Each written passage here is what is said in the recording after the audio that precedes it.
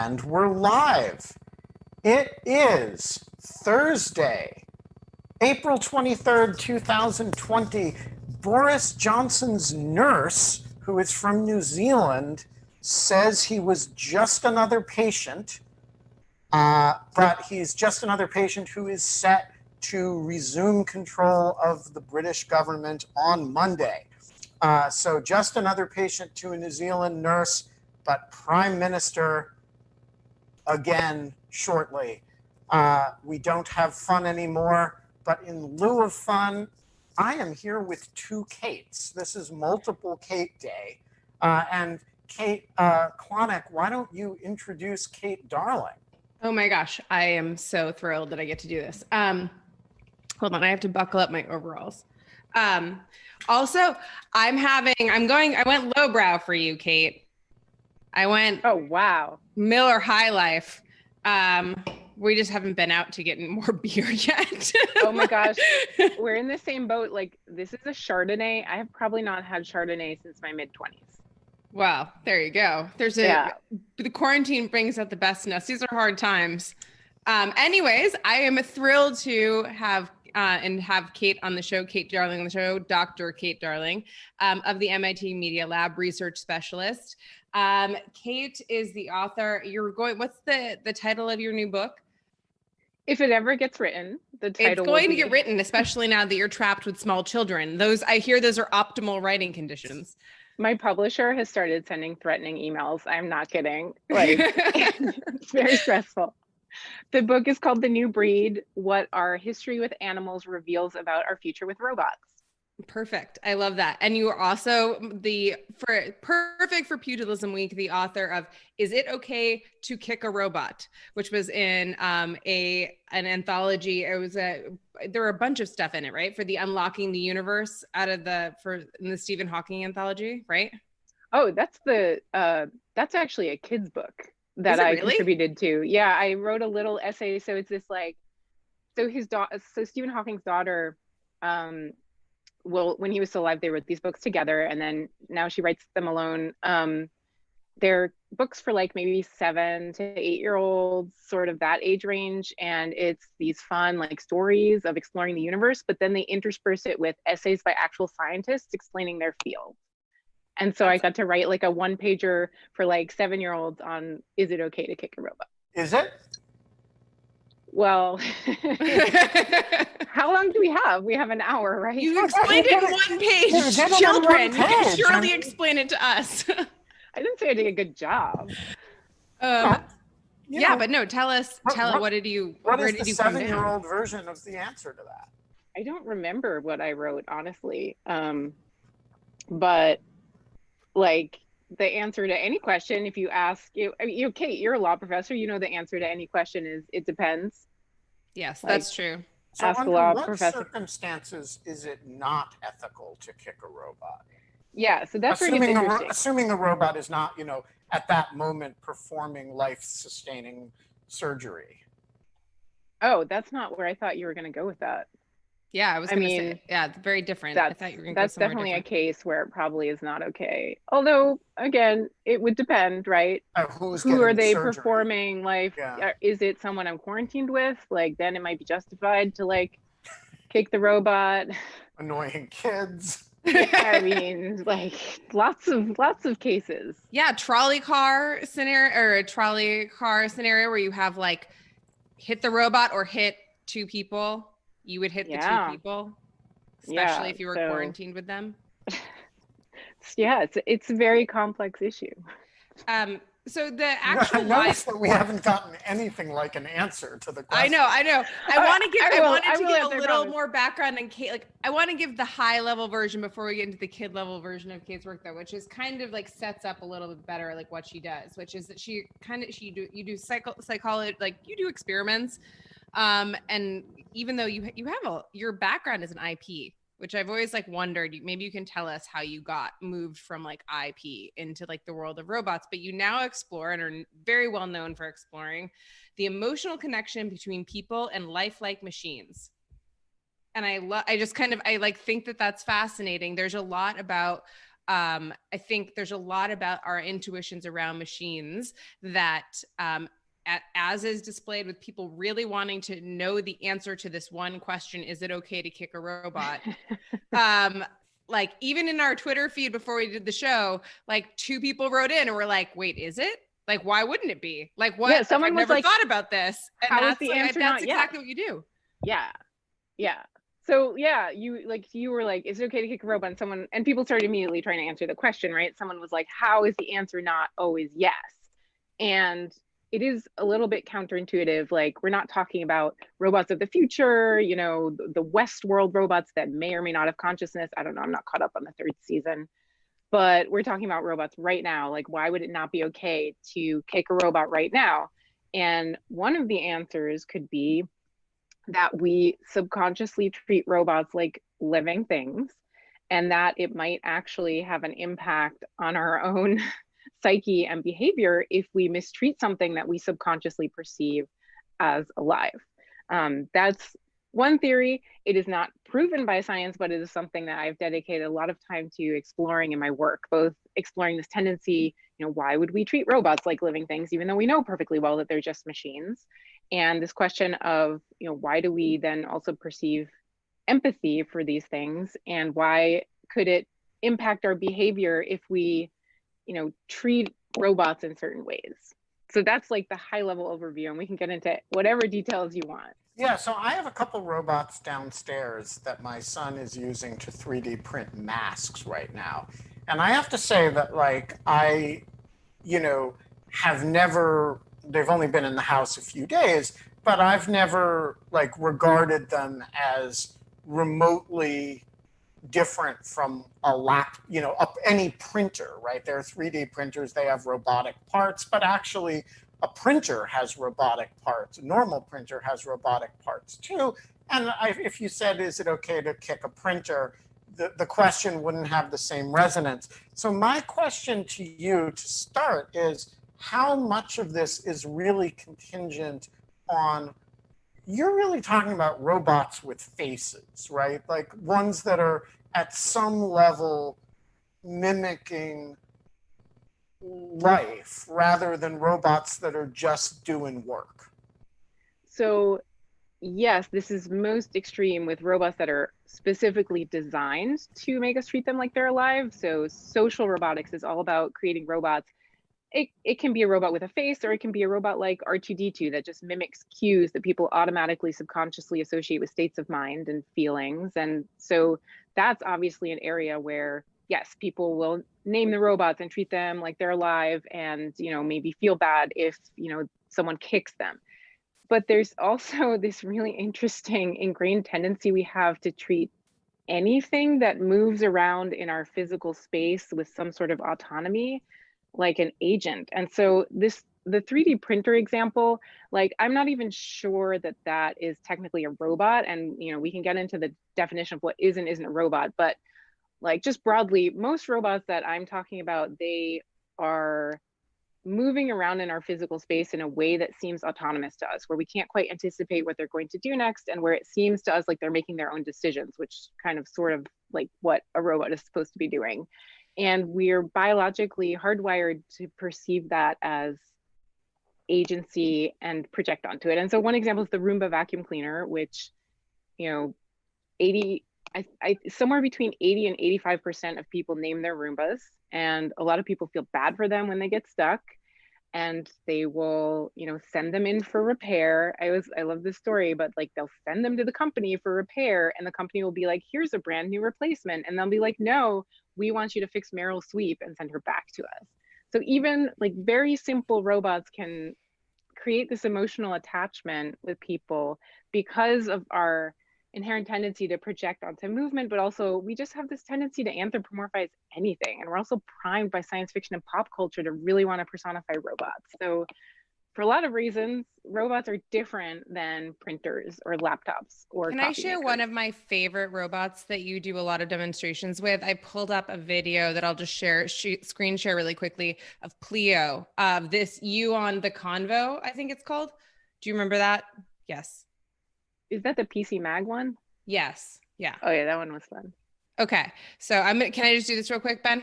Oh yeah. Okay. So Kate has a very adorable robot that she has a special carrying case for that she takes with her to speaking engagements. And her name is Pleo. And this is a picture. This is the validity, I guess, of a robot personality. I mean, I think the Turing test is interesting. I Someone love this. Passed the Turing test. They kind of cheated a little bit. Well, is it cheating though? It was just brilliant design. But it was also Like you're talking. Okay, maybe just we'll describe exactly what happened. Now, my recollection of the story is about a year ago looks like or so. a bored So house someone cat. designed. So the Turing test is basically You want the part where I hold it up by the can tail. trick 3 people into Which part is that, believing like- that they're talking. Hold on, They I can't have no talk idea to where a that is. human or machine. That is correct. Yeah, for a certain wish I amount of had time. Right. Oh. So they converse. So someone set up a chat bot basically. I found it. Sorry.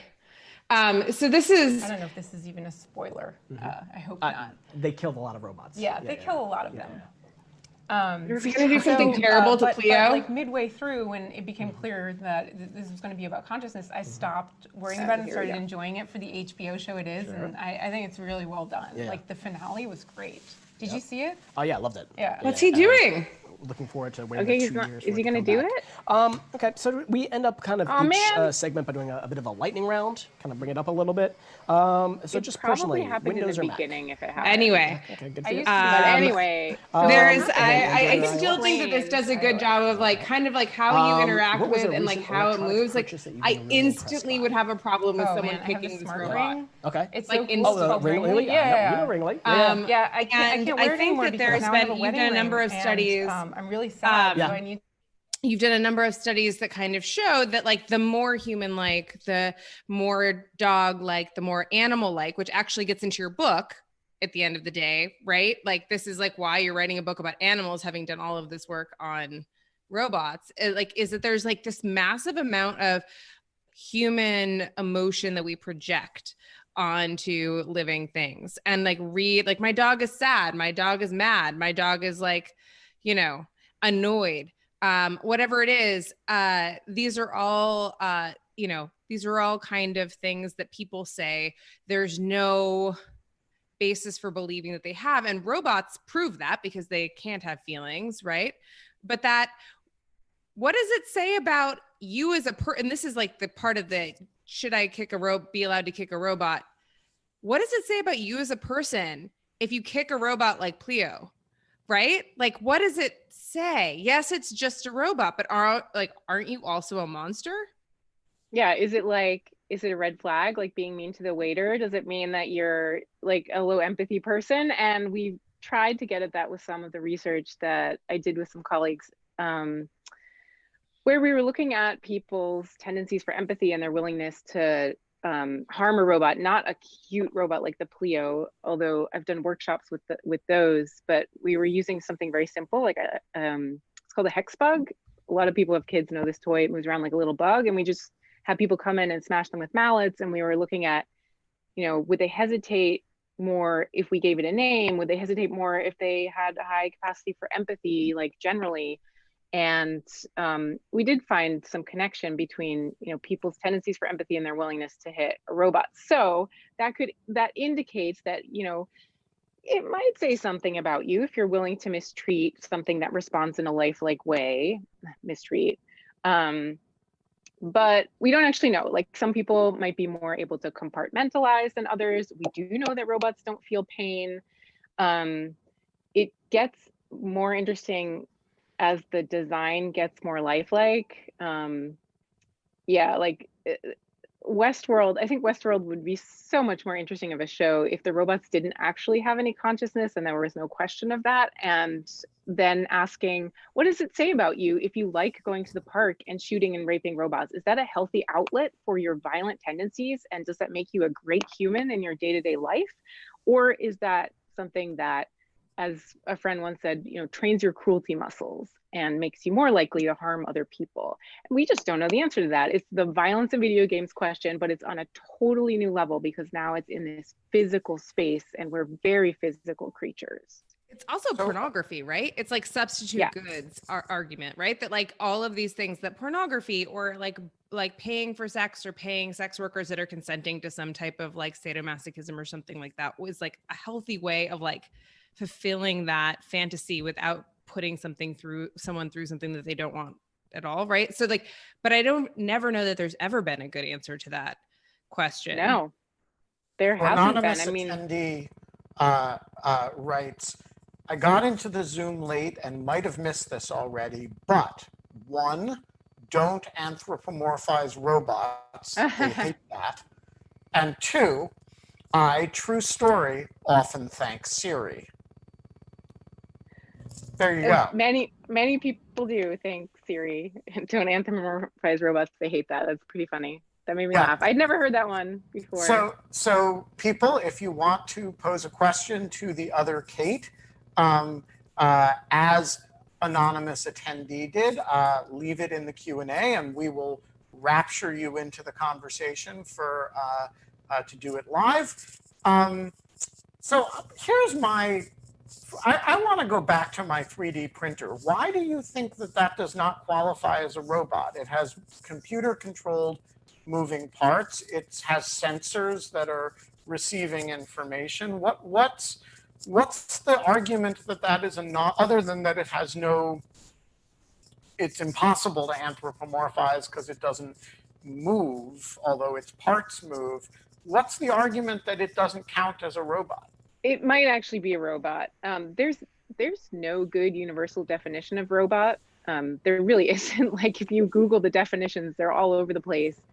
I think that most people in robotics use the think, sense, act paradigm, and it could be that your 3D printer is doing that. You were kind of talking about how, it can perceive things about the world. It can, I think for me, the big question is like, is it then making its own decision based on some input that it's gotten and then acting on the world again based on some internal decision-making process rather than, if X do Y? Yeah, well, that's an interesting question, right? So it has to heat different elements to different temperatures and maintain them at temperatures. And then it does sense if it's got a jam and alert and freeze itself in place and wait until somebody fixes it. So it is doing a certain amount of autonomous decision making, and it's doing a lot of very finely calibrated movements, but it isn't making. I mean, the decisions are relatively crude, and they're incredibly contained in a very small manufacturing space. Yeah, I mean, and I would be fine with someone defining that as a robot. Like, I'd be fine with us defining that as a robot. Like, obviously, it's not the type of robot that I'm talking about that people are more inclined to develop an emotional relationship with, simply because of design matters a huge amount and movement. So if I take a sledgehammer and destroy one of these 3D printers, everybody's reaction is, what a waste of money. Yes. Right? Nobody has an emotional connection with the printer. But the moment you put the printer on wheels, and then it's a Roomba, people will name googly it. eyes.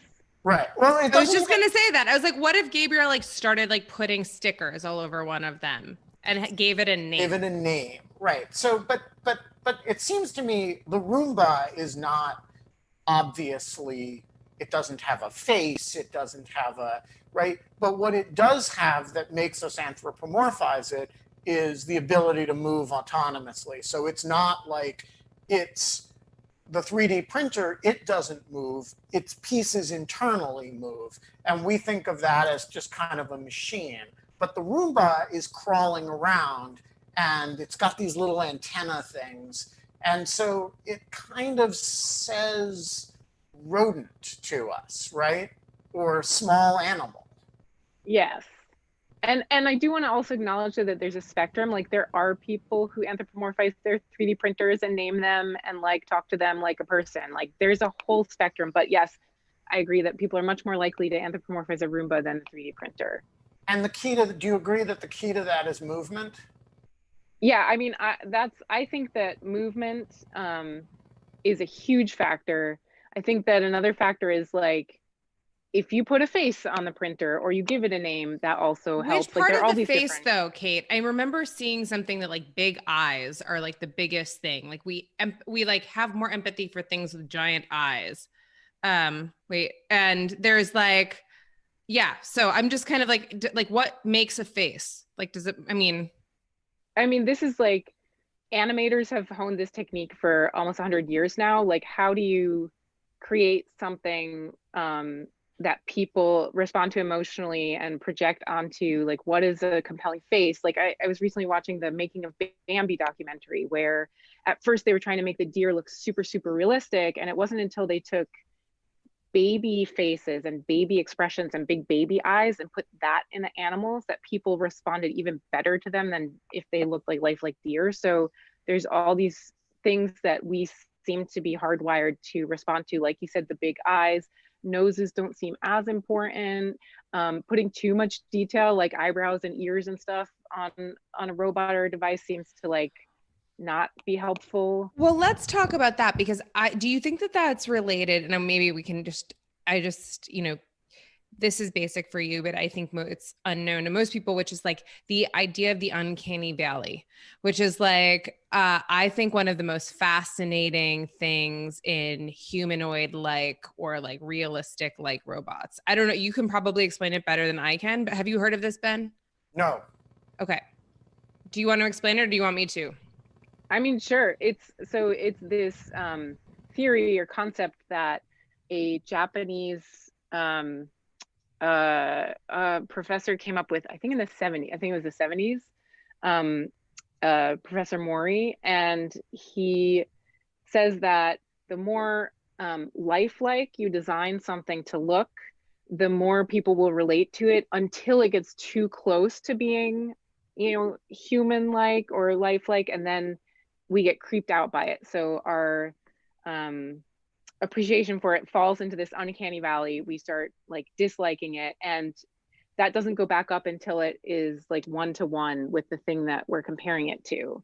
And this is a theory that like a lot of people have tested empirically with very mixed results. Like, it's not quite clear that this is really a thing. It hasn't really been proven, but intuitively, a lot of people, I think, who, especially in like social robotics or people designing humanoid robots, I mean, there seems to be something there, and the something may not necessarily be about like an uncanny valley so much as it is about expectation management.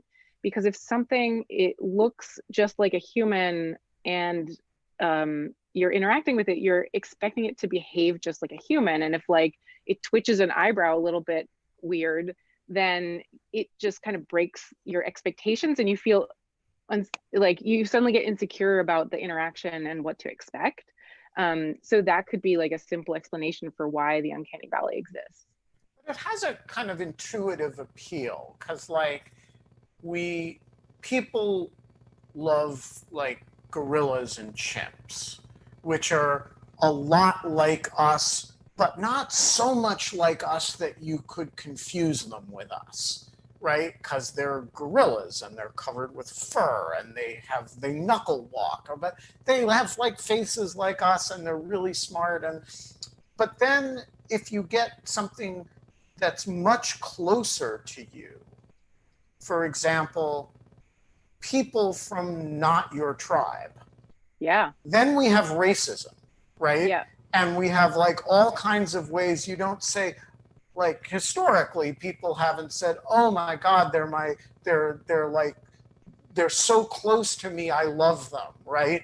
They're too close, and then you're really competitive with them, and we ascribe evil and malevolence to them in a way that we really don't with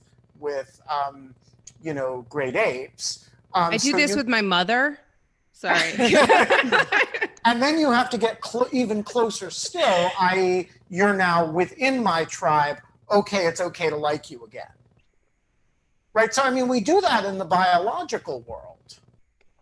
I think that's, I hadn't thought about that comparison, but I think that's pretty close. Yeah, I think that's pretty dead on. Like, we don't have racist attitudes toward chimps. We have like chimps. Speciesist attitudes towards chimps. Like, I was just going to say that. I was like, we think of them as chimps. It's like apes is kind of like calling things apes is a slur. If you call humans like apes, like that's and to call a gorilla an ape, it's just factual. Okay, well that's also true. Yes. So we have a lot of respect for apes. I mean, we like, you know, they learn, like we're fascinated when they learn sign language. And when they learn sign language, we don't say, but of course they can never, you know, do the things that require opposable thumbs because they're merely apes and we, you know, hate apes, right? Which is what we do with other people, right? We actually, when they perform at the level. But isn't that to Kate's point that this is about expectations? We have low expectations for apes and we have high expectations for other people. So I don't know. I've never thought about this before. I was just, when she was describing the Uncanny Valley, I was like, that rings true. Like, we, you know, we love chimps, but we hate, you know, again, not we collect, but humans generally don't like other humans of other backgrounds than themselves because that's a little too close. What about yeah, go ahead, Kate. Sorry. Oh, I was just gonna say, like, this is like I think we're all outside of our area of expertise, but like I certainly am. Group. We do that a lot here, Kate. Awesome, more wine.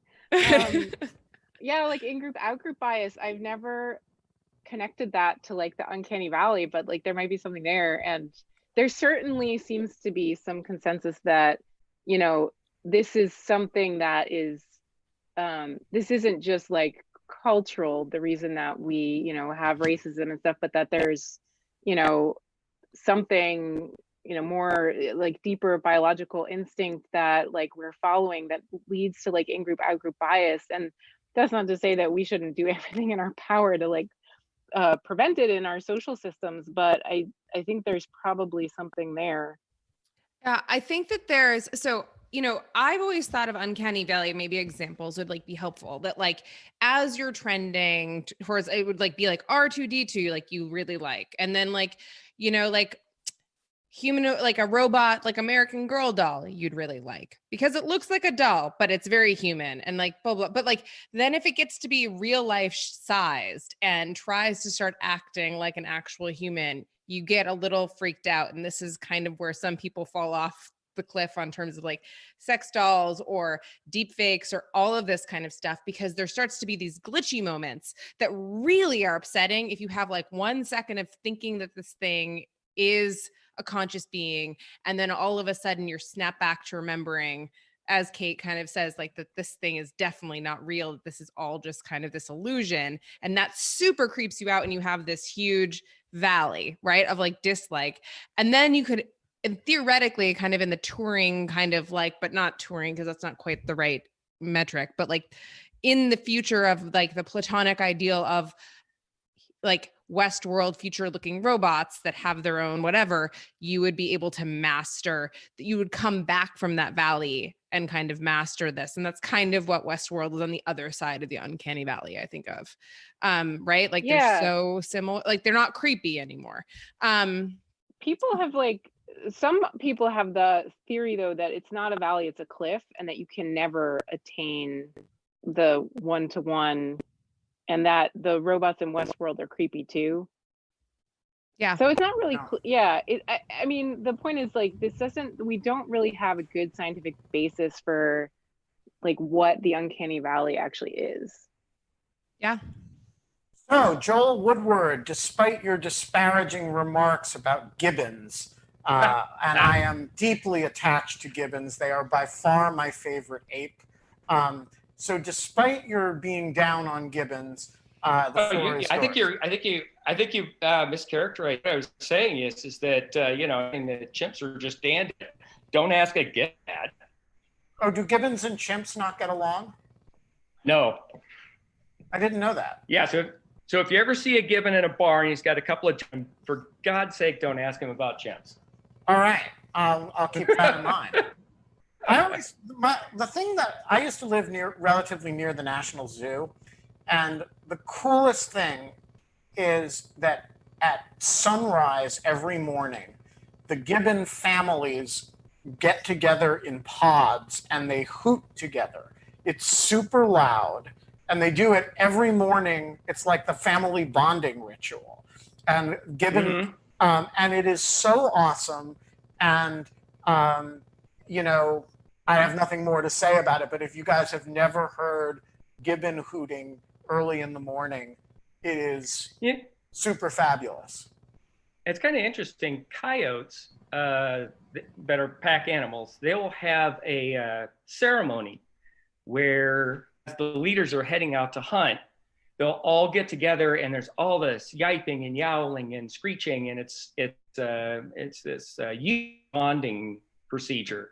And then they go and spend that hunting, and when they come back, they have this procedure, and it is a methodology for them maintaining action and family relations and so on. I wonder if the gibbon ritual is based in the same ideas. I do not know enough about gibbon biology or physical anthropology to know what role the gibbon hooting is playing. I just know it is freaking awesome.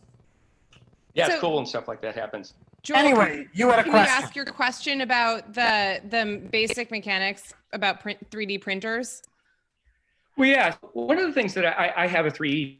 I'm a designer by trade, and have them in my studio for prototypes of all sorts of stuff. And one of the things that, having watched the design industry and stuff for some time, one of the things that I find interesting is that people are having them start to print things other than plastic. You can buy one that prints chocolate, for instance. There have gigantic ones put together by the company in Germany that extrudes concrete, and you can print a house with it. Recently, they've been working that. I like the idea of printing chocolate. Yeah, right? That's kind of cool. I near got one. And then recently, there's work with being able to extrude certain biological materials that would then, with the addition of some stem cells, I think, now this is getting a little right at the edge of my understanding, can then start to be functioning tissues. And that starts to really into a very interesting land. And then lastly, James Burke, the technology historian, has been thinking about what he believes to be the next moonshot, and that is that we will make nanites that can manipulate matter at a level and can literally anything you want. You can have it turn a glass of water into orange juice or a new part for your car. Because they would have the capacity for manipulation level, we can make anything you want from anything. It really changes nature of our constructed universe. And I think those ideas start to create a deal of ambiguity about what stuff's made of and what's real, and which is kind of, it started to kind of feel a little bit the conversation. So the piece about James Burke and the nanites that reconstruct matter, I think is really, really interesting. You start to marry that up with quantum computing and whatnot, and we could be walking into a very interesting next phase of human information and designed environment. Pretty cool. If we ever get out of our houses, that is. Kate, your thoughts? Well, yeah, I want my what's it called? In Star Trek, they have the replicator that can make anything. Like, why don't we have those yet? We need those in quarantine. I want to make whatever I want. Can you actually explain, this is actually kind of interesting, because I actually think that I remember we were talking about this the last time we were together, and we were talking about how your book, and I was like, does your book make you want to be a vegan? And because you're writing this book about the emotional attachment to animals, and we just had this kind of this entire discussion about how we wouldn't want to kick a robot. Maybe we wouldn't want to eat a cow type of thing. But if you kind of get to a place in which robots can create animals for you or create like this meatless meat or like do that type of thing, like the synthesis of meat, I think is fascinating. And how they're doing that in labs. I don't know. This is like so far outside of your realm of like area of expertise, but I'm just kind of curious I am curious about how working on animals, you're studying animals in writing this book has changed how you approach the robot question. Yeah, I mean, I would say like to tie all of the questions together, like something that a lot of people like to talk to me about is, what happens when the robots become like us and have consciousness and feelings, and what does that mean like morally? And it seems to me that is like a very far future question compared to things like, now we can like, we have all these like new fields where we're starting to like push at the edges of biology and what's possible and what we can recreate. And I think that the question of what it means to be human is going to come up much, much sooner. And by the time we get to a place where we have super conscious robots, we'll be living in a different world and have like kind of figured out a lot of those issues. So it's kind of like not an interesting question to me, but a more interesting question is, if it's clear to us that once a robot can feel pain, it's wrong to kick it, then why do we like cut off chicken beaks and keep them cooped up in cages when we know that that's painful? Like it just seems that when it comes to animals and our relationship with other species, or like we were saying, our relationship with other humans, like we're such hypocrites. We don't really live our beliefs. We actually protect animals based on the way that they look, rather than based on any inherent biological criteria. Or are like customs of dealing with them. Yeah, or customs of dealing with them. Like there are huge cultural differences. I mean, some people eat dogs and, that horrifies us. I grew up in Switzerland where they eat horses, and in America, that's like a complete taboo. So there's the cultural element. There's like, what do we respond to in terms of like the design of the animal, which then brings it back to robots. Like, does the design of the robot does our relationship with animals and our hypocrisy predict how we're going to treat robots in the future when we have, so many animals that we treat like products, and some of them we treat like companions? And we're already seeing people develop emotional connections to certain robots. Are we going to see the same thing where like some robots are treated like the 3D printer and some robots are treated like, a companion? And I think that there's a lot to learn from this relationship and the history of animal rights, that applies to right now, our relationship with robots and our relationship with robots in the future.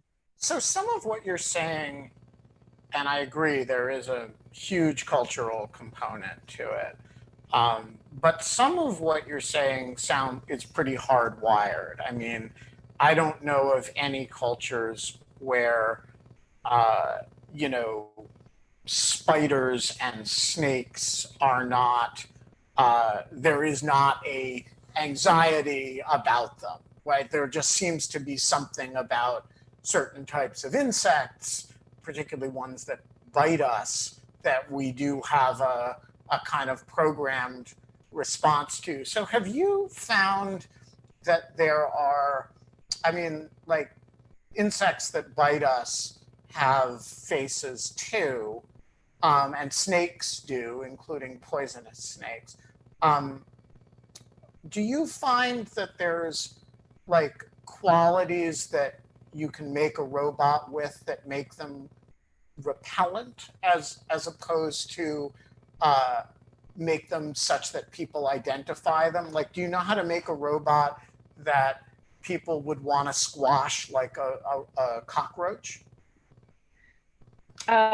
So I think that like, yes, you can certainly, like if you can make robots appealing, you can make them unappealing. And you can do that either by trying to, tap into that like base instinct to like not like the creepy crawly things, or you can like use, make it look like Terminator, which, everyone who's seen Terminator will dislike that robot. There are a lot of design tricks you can use. I mean, we can't override that base instinct. You know, one of my friends is like she loves snakes. So yeah, I like snakes too. It's not like we can't like override those base instincts that we have. And there is like a whole spectrum. But yeah, I think the really interesting question in robotic design isn't, can we make robots not attractive? It's, is there a way in a context where we don't want people to anthropomorphize the robot and become attached to it? So one example being, you know, soldiers becoming emotionally attached to the robots that they work with, which some research was done a few years ago on soldiers becoming attached to the bomb disposal units that they work with and really treating them like pets. And Peter Singer has written a book called Wired for War, where he goes through some anecdotes of people actually risking their lives to save the robots that they work with. And Julie Carpenter has done extensive studies on this. So like, it's a real thing that sometimes we have robots that we want to use as tools, but having an emotional attachment might actually be, you know, anything from inefficient to dangerous. How do we design that in a way to discourage emotional attachment, but still make it a useful tool? And that seems like a huge challenge to me. Yeah, I mean, I love that example of the sacrificing for the soldier sacrificing for the bomb detonator robot, because that just seems so similar to how handlers get attached to their canines, right? That are police or like something like that. But what I think is particularly crazy in the scenario that you give is that we're putting soldiers in a particular emotionally heightened situation in which they are isolated from all of their loved ones and putting them with these, like, of course they're going to maybe get emotionally attached to their robots or form some type of like emotional attachment. That actually ends up making a lot of sense to me. Yeah, and there's also, you know, I've been doing a lot of reading for this book I'm writing, and if you look at the history of animals used in war and the relationships that people develop with their horses or, you know, dogs or other animals, it's not all like negative. Like obviously it's very traumatic then when like the animal, you know, passes away, but at the same time, this emotional bond also helps the soldiers, you know, through some very difficult experiences. So to the extent that robots could actually play an emotionally supportive role, there's also that to consider. I think the main problem right now is that we're not considering any of that when we deploy this stuff. Like we're just like, here's a robot that will help save lives. And we're not thinking about the ways that people will treat it differently than another device. All right, so we have some key questions that we're asking all of our guests on Pugilism Week. Uh-oh, I have not watched yet. No, that's okay. Mayonnaise. Yes or no? Yes. Oh, see? I love you. Kate, would you eat a stale mayonnaise sandwich from 2 stale pieces of white bread with just mayonnaise in between? Yes. Thank you. Oh my God. It's like I guess Ben is disgusted right now. Now we found the rule, which is only people named Kate share this particular affiliation. All right, next question. Is a taco a sandwich? No. Is a hot dog a sandwich? No. Hamburger? Wait, you're going to trap me. No. Wrap. What, a wrap? A wrap. Is a wrap a sandwich? No. What about a burrito? No.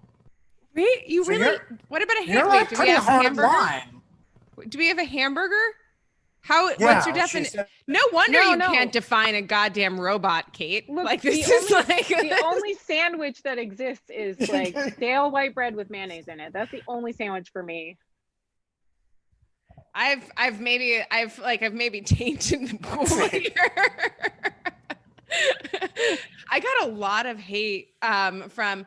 Oh, we have a special guest. Ben, can you bring up Ryan Kalo, who just came in to join us? Oh, of course I can bring up Ryan Kalo. Yeah. Ryan Kalo. I'm gonna once he gets here. Hello. Oh, that's Ryan Kalo. Yes or no? That's a younger Ryan Kalo. That's a younger Ryan Kalo. You're a baby in that picture, Ryan Kalo. I know. I don't even remember what that is from. Aw. Oh my goodness! Mayonnaise. It was before colored film. is when it was from. Yeah. It must have been post or during law school because I didn't have a beard before law school, but sometime decades ago.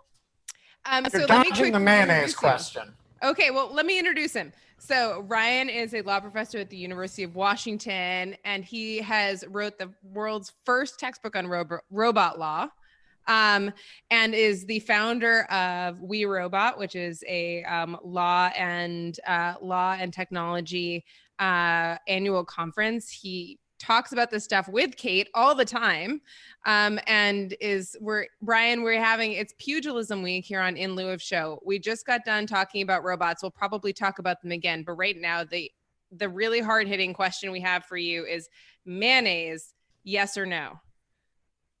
Oh, I'm pro mayonnaise. Oh, good. Woo! Wait, is there an anti mayonnaise? There was. Wherein Kerr, fiercely anti-mayonnaise. I disagree with a lot of things, and I guess it includes mayonnaise. Oren, if you're listening and you want to duke it out with Kate, plural, and Ryan Kalo over the merits of mayonnaise, jump on in. Oren hated mayonnaise. I'd rather. Sorry, I was gonna say I'd rather debate Oren about mayonnaise than the criminal procedure technology. So, yeah. All right. If those are the options. Next question. Is a taco a sandwich? No. Hot dog in a bun? No, I don't think of those things as kinds of sandwiches. What about a burger? It's a piece of meat between two pieces of bread, right? Well, I'll tell you why I'm hesitating about burger is because it is often classified in restaurants as a sandwich. You're gonna let other people make your life decisions for you, Ryan? They're experts. They sell food for a living. They're subject matter experts, and they have taxonomized this as a sandwich. And so I'm just trying to be. Yeah. So you're going to respect their expertise on that. That's why I'm hesitating. That's why I'm hesitating. Burrito? Burrito, no. Okay. So people seem to have the bread has to be definitively separated. But Kate didn't think that a burger was a sandwich. I'm just not with any of you on this. They're all sandwiches. Really? They're totally all sandwiches. When you're what is the platonic idea of a sandwich? So you're the same type of person who would think a tree stump is a chair. That's not it's just. Or a 3D printer is a robot. A 3D. We have Ryan Kalo here. You're a robot law expert. Is a 3D printer a robot? He's gonna say it depends. Yeah, well, let me just say that very, very briefly is that I have gotten like Kate, I've gotten upset, and others have gotten obsessed with this question of what a robot precisely is. And I actually had a terrific PhD candidate. I'm not going to name her right now, but she just got the best ever postdoc at Cornell Tech, working with Solon and Karen, and I'm just that's and Helen. awesome. I'm just so excited, Helen Nissenbaum. I mean, just perfect place for her. She did a bunch of research on this with me, and we found that the definition of a robot varies according to discipline, and it depends on what the discipline is interested in. And so, for example, in mechanical and electrical engineering, it's a programmable machine, and it's used to differentiate a robot from something that only does one thing. And so because a 3D printer has an arbitrary, set of things it can make, maybe under that definition, it would be considered a robot. Whereas in the humanities, where the interest is in the sort of liminal status of robots, and the thing that Kate and I, and especially Kate, talks about, the way in which robots sort of are almost human, and that's what fascinates us. Well, they will lump the robot is an artificial person, and so they will lump robots in with Gollum, the Gollum of Prague, and they will lump it in with zombies and Frankenstein, all because those and things burritos. are liminal, right? And burritos, and they will lump burritos in with sandwiches. It's a free for all in the humanities. But then I use the definition in my work that computer science gravitates towards, which is that a robot has to sense, think, and act. This is sort of mapped on by computer science and robotics from the sense, think, act paradigm of early psychological research into. It's a psychological paradigm and mapped onto robotics. And under that, I don't really see the 3D printer as counting, because it certainly doesn't count on the humanities definition. It's not trying to emulate a person. But does a 3D printer really sense the environment around it, process what it senses, and then act upon that environment? No. And so my definition is going to say no, but it does depend. It depends on what you're interested in. Now you get highly educated people on here, and all of a sudden you can't get consensus that a burrito is a sandwich, or even that a hamburger is a sandwich, and that a 3D printer is a robot. Well, I just think that nothing matters. I will also point out that a 3D printer has another really important characteristic of a fully self-aware robot, which is that a 3D printer can print another 3D printer. And so it can self-replicate if you have enough of them in a room, they can mate. But cells can do that. We don't call them robots. Also, they can only make the other 3D printers out of chocolate, apparently. Which, by the way, sounds pretty awesome to me. Yeah. Brian, did you know that there are 3D printers that make things that are just made out of chocolate? Maybe he does. Maybe he doesn't. I don't know. He seems to have vanished. I think he does. So we need to wrap up pretty soon, but if there seem to be some additional questions. Wow, a lot of mostly a lot of comments about sandwiches. So yeah, and people have strong feelings about mayonnaise. This is why I picked it as a good question for Pugilism Week, because I know that this is like the thing. I'm with you. All right. What else do we need to talk about before we wrap up? Kate Darling, if you had to fight a robot for your life, if Pleo suddenly attacked you, would you just rip Pleo's head off? Or if it became a Chucky doll and animated suddenly, out of a horror movie, do you think you could do it? Let me turn that around. If one of your pets did that, what would you do? Probably be able to kill it if I had to fight for my life. But oh my gosh, why am I asking you? But I feel bad for it. Yeah, right. So why are you asking the person who literally collects broken things from nature all as a semi-professional career? No, I don't know. I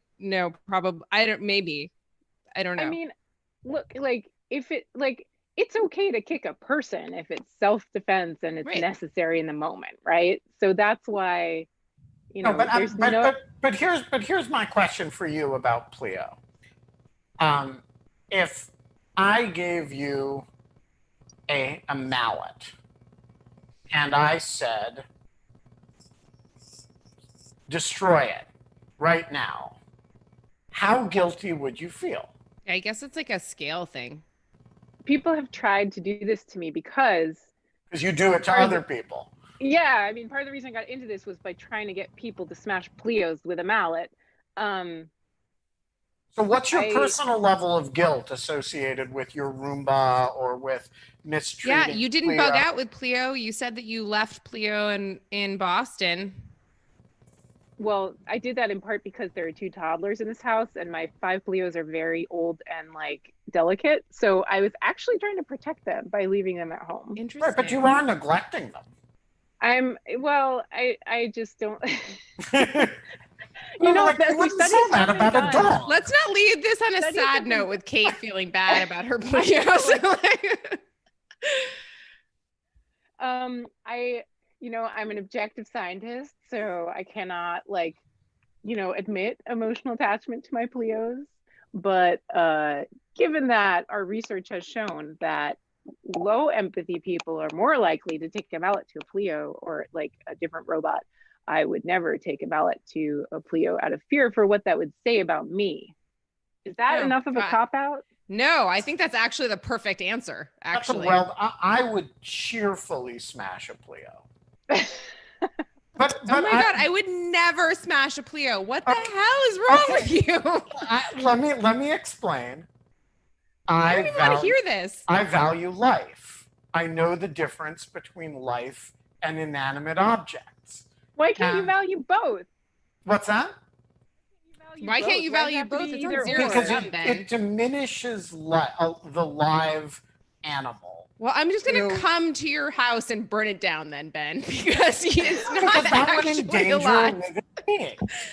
But like a simulacrum of a cute dinosaur is not a cute dinosaur. And to fully appreciate the difference between the two, you should be willing to smash the fake. I think that's like intellectually appealing, but it's not how humanity operates.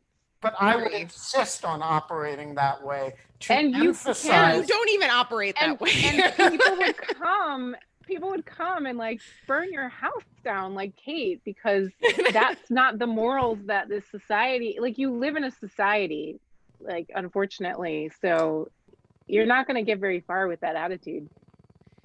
Ben's going to go join the gibbons, and that's going to end this entire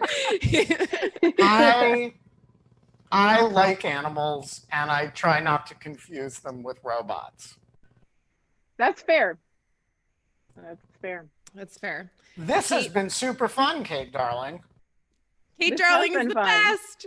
Thank you for having me on the show. It was really fun. This was great. Thank you for coming on, and it was a really fun kind of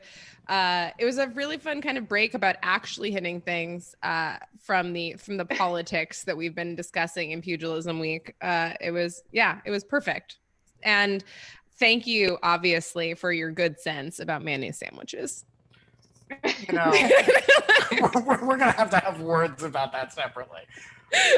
Ben's like, stop talking about that. Just like, Ben, you live in a society. I do, which is why I don't. And I'm in it, Ben. I don't physically attack people who eat mayonnaise between stale pieces of white bread. I don't do it anymore. I didn't. Anyways, whatever. This is just gonna sound. I'm just gonna dig a bigger hole if I keep going. So we're gonna wrap it. But anyways, you clearly have a constituency for it. Yes, thank God. And they're all named Kate. Kate, thank you for coming on. Thank you.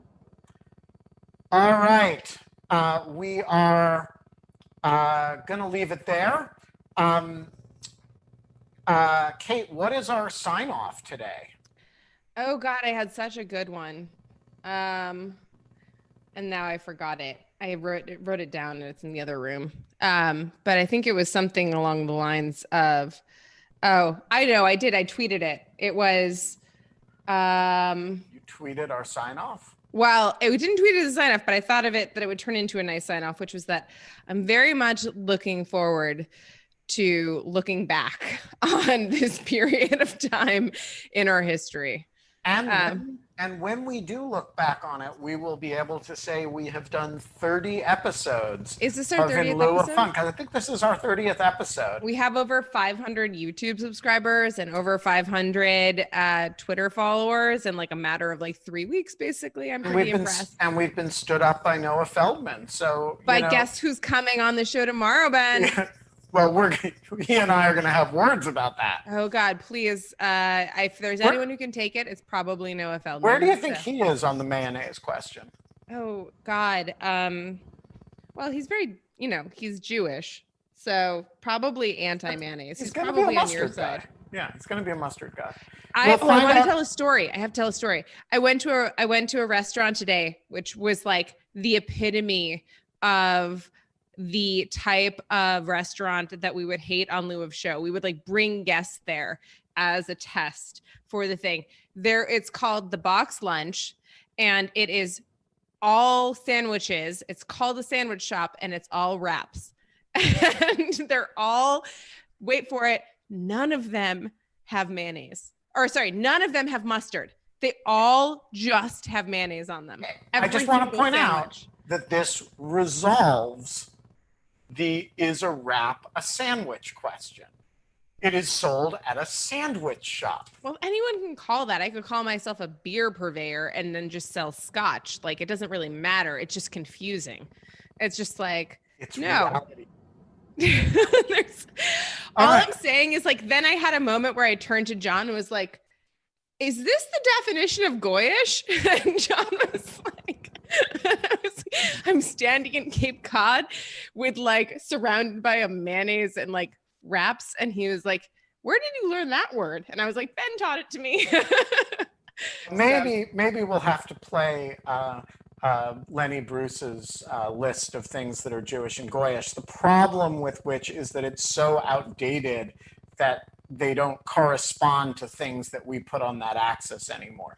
It's still pretty amusing. I want to watch, maybe I'll watch it and then we can come up with a new one on our Saturday show. All right. It is that time. We will see you all tomorrow at 5 o'clock with Noah Feldman, the only person who has ever stood up in lieu of fun. And until then, remember, if you can't have fun in lieu of fun, you can come hang out with us. See you later, Ben. Ciao.